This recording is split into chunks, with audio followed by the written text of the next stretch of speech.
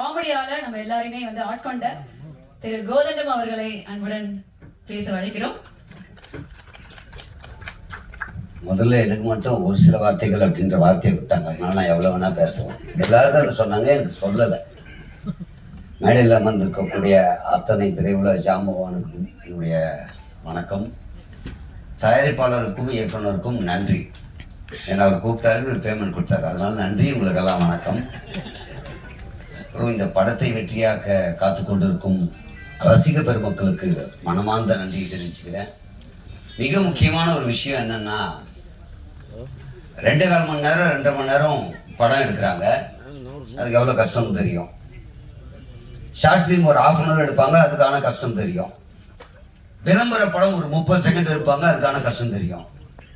இவ்வளோ டைமே இல்லாமல் சோசியல் மீடியாவில் இருக்க அன்பு உள்ளங்கள் ஒரே ஒரு தம்ப்லைன் தான் முடிஞ்சுது நம்ம கதை. அதனால தம்ப்லைன்ல ஏதாவது போட்டு வெறும் வார்த்தையால மட்டும் இந்த உலகத்துல எதையும் மாற்ற முடியும்ன்றதை நிரூபிச்ச நீங்க தான் இந்த படத்தையும் கொண்டு போய் சேர்க்கணும்னு அன்போட வேண்டி கேட்டுக்கிறேன். ஏன்னா உங்களை நம்பி தான் இருக்கு. இன்னொன்று, இந்த படம் எனக்கு ரொம்ப முக்கியமான படம். உங்க ரசிகர்களுக்கு எல்லாம் முக்கியமான படம்ன்றது நீங்க எப்படி சொல்றீங்களோ அதே மாதிரி எனக்கு ரொம்ப ரொம்ப முக்கியமான படம். ஏன்னு கேட்டீங்கன்னா, நீ என்ன மொழியெல்லாம் படம் பண்ணியிருக்க அப்படின்னா நான் பெருமையாக சொல்லுவேன். தமிழில் பண்ணியிருக்கேன், தெலுங்கில் பண்ணியிருக்கேன், கன்னடம் பண்ணியிருக்கேன், மலையாளம் பண்ணியிருக்கேன், ஹிந்தியில் பண்ணியிருக்கேன், இங்கிலீஷில் பண்ணியிருக்கேன். இந்த படத்தில் என்ன மொழி பேசுனேன்னே தெரியலங்க. அப்படி ஒரு மொழியை கொடுத்து பேச விட்டாங்க. நம்பி பேசிட்டேன். ஏதோ சொன்னாங்கன்னு பேசிட்டேன். அப்போ சந்தோஷமா இருந்தது. டப்பிங் தேட்டரில் பேச வச்சாங்க பாருங்க, நாக்கு தள்ளிச்சிங்க. 4 தடவை வெளியே வந்து போகிறேன்.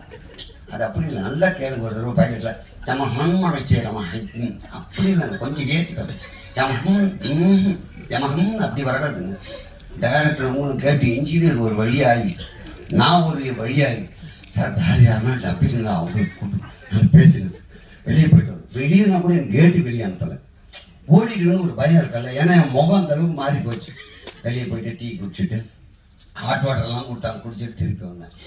அதில் நல்ல எமோஷனலாக இருப்பேன். எங்கே பேசினேன், பேச வச்சாங்க. அங்கேயே என்னென்னமோ நாக்கு பிறண்டு பேச வச்சாங்க, பேசிட்டேன். டப்பிங் இனிமேல் நடிகர்கள் யாருன்னா போனால் புதுசாக ஒன்று நீ பண்ணுறேன்னு சொன்னால் டப்பிங் உங்களுக்கு ஞாபகம் இருக்கணும். அங்கே பண்ணுறது முக்கியமே இல்லை. டேரக்டர் ரொம்ப அழகாக சொல்லி தருவார். நம்ம நடராஜன் அதை விட சூப்பர். அவர் ஒரு பாணியை பிடிச்சிட்டாரு. தேங்காய் சீனிவாசன் சார் பாணி எப்போ சும்மா ஹீல வைந்து அப்படின்னு ஒரு பாணியை பிடிச்சாரு. அதில் அவர் டப்பிங் பண்ணிட்டாரு. நமக்கு புது மொழி ஒன்று கொடுத்தாங்க, அது என்னன்னே புரியல. ஆனால் அதை பேசும்போது எனக்கே ஒரு நாராசமும் அந்த சில வசனங்கள்லாம் இல்லைங்க, அது வேற மொழி இருந்தால அது தப்பு இல்லைன்னாங்க. அப்படி ஒரு மொழியில் பேசியிருக்கேன். இன்னொரு விஷயத்த இந்த இடத்துல சொல்லலாம். இங்கே சொல்லும் போது எனக்கு பெரிய பலம் என்னன்னு பார்த்தீங்கன்னா, அவன் மேடையில் அதை பேசும்போது நீங்கள்லாம் இருந்தீங்களேன்ட்டு நாளைக்கு எல்லாரையும் கூப்பிடுவாங்க. அதனால இங்கே தைரியமாக பேசுவேன். மொத்த பேரும் என் கூட வர்றதுக்கு ஒரு இடம் வேணும்ல, அதுக்காக பார்க்குறேன். நீங்கள் நல்லா யோசித்து பார்த்தீங்கன்னா, சினிமா நடிகர்களுக்கான மிகப்பெரிய ஒரு கஷ்டமான விஷயம் என்ன தெரியுங்களா? இப்போ நான் வீடு கட்டினேன்னா இன்ஜினியர், அட்வொகேட், டாக்டர், வீடு கட்டுறதுக்கு இவங்க பேர் தேவையில்லை. ஸோ அதுக்கு அந்தந்த துறை சார்ந்த எல்லாரும் நான் வேலை வாங்கியிருப்பேன், எல்லாம் பண்ணியிருப்பேன் இல்லையா? எல்லாரும் என்னால் சம்பாதிச்சிருப்பாங்க. யார்கிட்டையும் போய் எனக்கு என்ன பண்ணேன் அப்படின்னு நான் கேட்க மாட்டேன். ஆனால் சினிமா நடிகர் மட்டும் சம்பாதிச்சேன். இந்த நடிகர் மக்களுக்கு என்ன பண்ணார் எப்படிங்க கேட்குறீங்க? நடிகர் என்ன பண்ணார், நடிகர் ஏன் பண்ணணும் யோசித்து பாருங்களேன். உண்மையிலே எல்லாருக்கும் தான் நம்ம தரோம். நம்ம கிட்டே வேலை பார்க்குற எல்லாருக்கும் நம்ம எல்லாமே தரோம். ஆனால் நடிகருக்கு மட்டும் ஏதாவது நமக்கு திருப்பி பண்ணோம் ஏன் எதிர்பார்க்குறீங்க? சரி, அது ஒரு வேலை எதிர்பார்க்கலாம். ஏன்னா நாங்கள் வாரி வாரி கொடுத்துருக்கோம், சந்தோஷம். எத்தனை நடிகர் மேலோங்கி இருக்காங்க, எத்தனை நடிகர் இன்னும் வளர முடியாமல் இருக்காங்கன்றது தெரியுமான்னு தெரியாதா தெரியல. அப்படியே இருந்தாலும் இன்னொரு விஷயம் இருக்கு, எல்லாருமே ஹெல்ப் பண்றாங்க அப்படின்னா அதை விஷுவலா வீடியோவோ போட்டோவோ எடுத்து போடுறதில்லை. ஏன் போட வேண்டியதானே அப்படின்னு கேட்டீங்கன்னா, போட்டா என்ன நிகழும் தெரியுங்களா? எவ்வளவு கெட்ட பேர் வருது தெரியுங்களா? என் லைஃப்ல நானும் என்னுடைய நண்பர் முல்லையும் அனுபவிச்ச விஷயம். நீங்க யாருக்காவது ஏதாச்சும் நோட்டு புத்தகம் 10 பேருக்கு கொடுத்து விட்டு ஒரு வீடியோவோ போட்டோ எடுத்து போட்டீங்கன்னா, ரைட், இதை பார்த்து இன்னும் 10 பேர் கொடுப்பான்ற நல்ல எண்ணத்துல தான் போட்டிருப்போம். நாளைக்கு காலில் 100 கால் வரும். ஆப்ரேஷனுங்க, கொஞ்சம் ஹெல்ப் பண்ணுங்க, எனக்கு வீட்டுக்காரர் இல்லைங்க, கொஞ்சம் ஹெல்ப் பண்ணுங்க, என் பையன் படிக்கணும், ஹெல்ப் பண்ணுங்க. நானே ஹெல்ப் கேட்டு உட்காந்துருக்கேன். நம்ம கிட்ட இருந்த அமௌண்ட்டுக்கு 10 பேருக்கு நோட்டு புத்தகம் வாங்கி தரலாம். இந்த 100 பேர் மறுநாள் காலையில ஒரு கீழே மெசேஜ் போடுவாங்க சூப்பரா, ஏண்டா பரதேசியே நேற்று பேர் வாங்கிறதுக்காக தான் வீடியோ போட்டியான்னு கேட்குறான். முன்னாள் கொடுத்தது உண்மைங்க, அது தெரியாது. அதனால நிறைய நடிகர்கள் ஹெல்ப் பண்றாங்க, வெளியே அதை சொல்றது இல்லை, அதுதான் உண்மை. அதனால எந்த நடிகரும் உதவி செய்யலன்னு நினைக்காதீங்க. உதவி இது நாள் வரைக்கும் செஞ்சுட்டு தான் இருக்காங்க, அது வெளியே தெரியறது இல்லை. அதனால நீங்க கேட்குற கேள்விகள் தவறான கேள்விகள். இது எந்த நடிகருக்கு ஆதரவாகவோ, நான் எந்த கட்சிக்காரரும் கிடையாது, எந்த கட்சிக்கு ஆதரவாகவோ எந்த கட்சிக்கு எதிர்ப்பாளரோ நிச்சயமா கிடையாது. அதனால இவர் இந்த நடிகருக்காக சம்மந்தப்படுத்தி பேசினார், அவருக்காக ஆதரவாக பேசினார், சத்தியமா கிடையாது. எல்லா நடிகருக்காக தான் பேசுறேன். எல்லாரும் உதவி பண்ணிட்டு தான் இருக்காங்க அவங்களால முடிஞ்ச வரைக்கும். அதை விளம்பரம் செய்வதில்லை. நீங்களா ஒரு முடிவு பண்றாதீங்க, தயவு செஞ்சு நடிகர்கள் இப்படி பண்றாங்க அப்படி பண்றாங்கன்னு தவறா எதுவும் நினைக்க வேண்டாம்.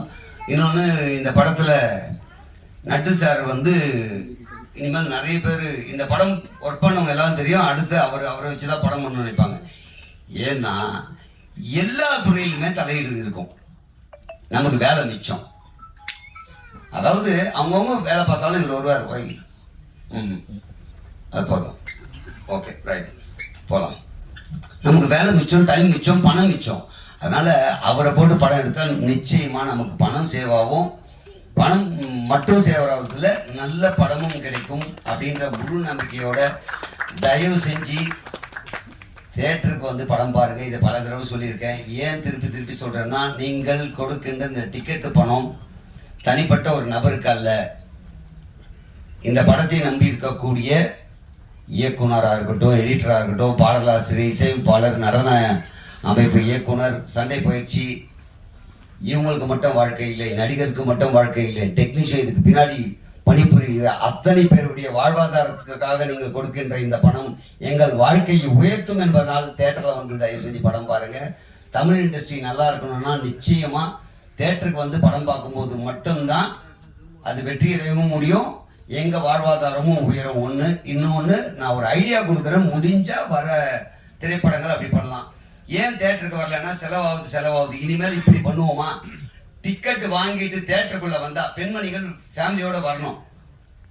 அவங்க வரணும்னா ஒரே வழி பண்ணலாம். மிளகு, சீரகம், கடுகு, கடலைப்பருப்பு, உத்தமருப்பு, வெந்தயம், புளி, பூண்டு, கல்லெண்ணெய், நல்லெண்ணெய், தேங்காய் எண்ணெய், இதில் 4 பொருள் இலவசம் அப்படின்னு டிக்கெட் வாங்கும்போது கொடுத்தா ஒரு வேலை எல்லாரும் வரலாம் தேட்டருக்கு. இனிமேல் விவசாயத்தையும் சினிமா காப்பாற்றும். இது மாதிரி மளிகை பொருள் கொடுத்துன்ற ஒரு நம்பிக்கையோட தயவு செய்து தேட்டருக்கு பாருங்க. மிக்க நன்றி. வாய்ப்பு கொடுத்த உங்க அனைவருக்குமே மனமார்ந்த நன்றி. Thank you so much. மிக நன்றி. ஏன்னா ஒரு 2.5 மணி நேரம் படத்தை ஒரு ஷார்ட்டா ட்ரெய்லர் அந்த மாதிரி பார்த்த மாதிரி இருந்துச்சு. எப்பொழுதும் போலதான். Thank you very much for being